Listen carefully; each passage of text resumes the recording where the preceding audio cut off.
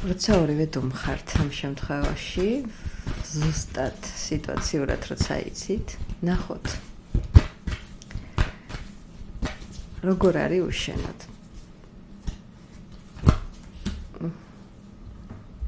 ვერ არის ისე როგორც უნდა იყოს. პასიურ ფოთშია ეს ადამიანი.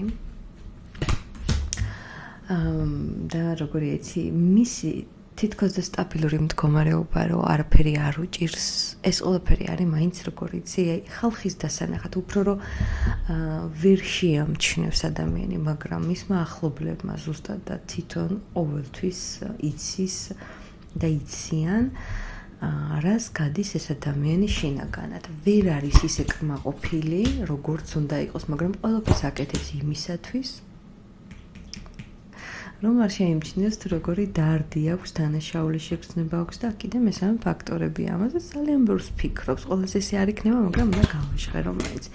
თავისი იმპერატორული ვერძული ხასიათი ხელს უშლის, ეს იმას არ ნიშნავს, რომ თქვენი პარტნიორი არის ვერძი, მაგრამ ცუდი მანერები და ჩვევები რაც ხასიათის აქვს ვერძული ასცენდენტი შეიძლება ითქვას, ამიტომ